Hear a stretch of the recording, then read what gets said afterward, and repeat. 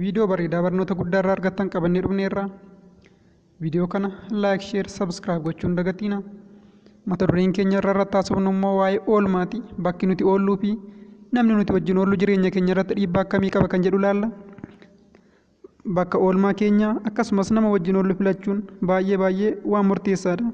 Egaa Oromoo yoo mammaakuu eenyu wajjin akka ooltu natti himi, ani immoo amala keessatti himadha. Raannarree wajjin ooltu akka harree dhudhuuftii kan jedhus mammaaksa Oromooti. Kun maal agarsiisa? Namni nuti wajjin oollu hammam nurratti dhiibbaa akka qabudha jechuudha.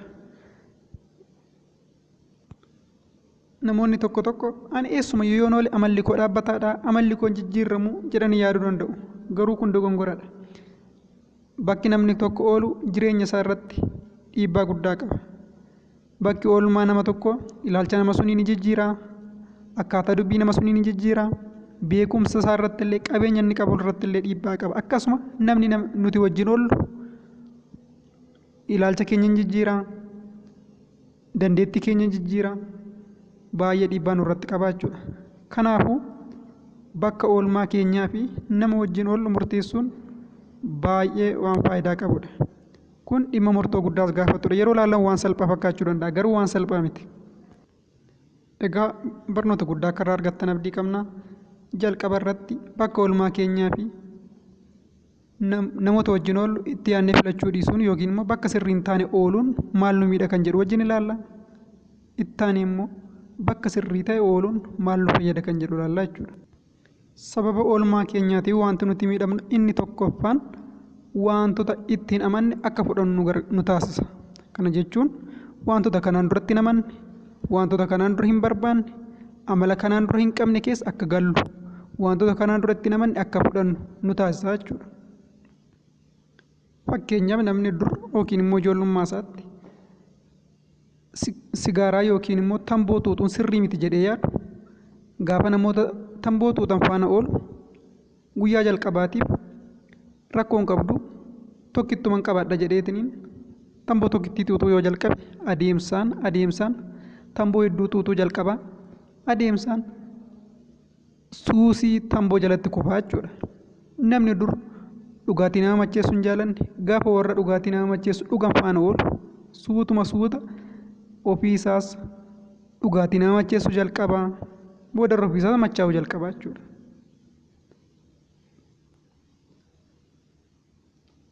Kanaafuu bakka oolmaa keenya balleessuun amaloota kanaan dura hin jaalanne akka fudhannu nu taasisa jechuudha. Fakkeenyaaf barataan tokko barataa cimaadha yoo ta'e gaafa hidhata isaa barattoota dadhabaa faana taasifatu barataan qo'anne barataa mala sirrii hin qabne faana ooluu gaafa jalqabu ofiisaas gara sunitti harkifamaa deemuudhaan booda akkuma isa wajjin oolu suni barataa dadhabaa ta'a jechuudha. Qo'annaa dhiisaa taphatti wanta garaagaraatti qabamaa jechuudha. Kanaafuu bakka oolmaa filachuun nama wajjin oolan filachuun murteessaadha. Inni lammaffaan bakka oolmaa keenya baduunsa kan inni nu miidhu bakkuma jirrurra akka dhaabbannu taasisa. Kana jechuun namoonni nu faana jirru fakkeenyaaf namoota hin baranne yoo ta'an, namoonni ati keessa ooltu namoota hin barannedha yoo ta'an, ati immoo barattee kutaa jaha geesseetta yoo ta'e hunda isaaniin caalee jira jettee waan yaaddu waa'ee barattee sadarkaa lammaffaa galuu, barattee yuunivarsiitii galuu yaaddu. Naannoo keessanitti tokkoffaa sumadha waan ta'eef, cimaan sumadha waan ta'eef dandeettii keechumatti daangessita, beekumsa keechumatti daangessita. Garuu namoota baay'ee baratan keessa jiraatta yoo ta'e, namoota gurguddaa ga'an keessa jiraachaa jirta yoo ta'e, namoota naannoo kee dorgomuuf jecha barattee haaskuulii galuu, barattee yuunivarsiitii galuu, iddoo guddaa ga'uu yaaddaa jechuudha. Kanaafuu bakka oolmaa kee naannoo keessa jiraattu filachuun baay'ee murteessaadha. Yookiin immoo fakkeenyaaf namoonni ati wajjin ooltu ji'aan birrii 1,000 argatu yoo ta'e, atis 1,000 argatta yoo ta'e, namootuma sun faana yeroo hunda oolta yoo ta'e akka galii gaarii qabdutti of ilaalta. Garuu iddoo naannoo sun jijjiirte, iddoo namoota wajjin ooltutti jijjiirte namoota biraa kan ji'aan 100,000 argatan, kan ji'aan miliyoona argatan immoo arguu dandeessa. Yeroo sun atis tattaafattee haalatti galii kee guddistu yaadda. Kanaafuu naannoo sirrii hin taane ooluun bakkuma jirtu akka dhaabbattu ikoonomiidhaan of dabaluu akka hin dandeenye ilaalchi kee akka hin jijjiiramne bakkuma jirtu irratti akka ati of daangessitu si taasisuu danda'a jechuudha naannoo sirrii hin taane ooluun. Egaa kanaafuu bakka oolmaa keessanii hin balleessinaa isiniin jenna.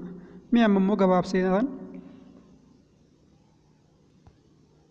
bakka oolmaa sirrii filachuu keenya irraa kan ka'e maal fayyadamnaa kan jedhu isinitti akkuma hin jalqabame tokkoffaa irratti bakka oolmaa jijjiirrachuun bakka oolmaa sirrii ta'e ooluun akka yaadni keenya bal'atu nu taasisa. Namoota gurguddaa faana oolloo ta'e namoota nurra yaada fooyya'aa qaban faana oolloo ta'e ilaalchi keenya akka jijjiiramu yaadni keenya yaada guddaa akka ta'u nu gargaara. Fakkeenya namni suusii dhugaatii qabu tokko bakka mana dhugaatii keessa oolu tokko naannoo sun jijjiirratee namoota wajjin oolutti jijjiirratee namoota suusii dhugaatii hin qabne namoota hojii hojjetan faana gaafa ooluu jalqabu ilaalchi isaa ni jijjiirama jechuudha. Ofiisaas hojii hojjechuu jalqabaa suusii dhiisuu jalqabaa yaadni isaa jijjiiramaa jechuudha. Egaa hordoftoota keenya bakka oolmaa sirrii ta'e filachuu fi namoota sirrii ta'an namoota yaada gaarii qaban faana ooluun faayidaa guddaa nuuf qaba. Bakka oolmaa sirrii filadhaa namoota sirrii ta'an faanas oolaa isiniin jenna. Kanarraa xumurreerraan nagaan tura.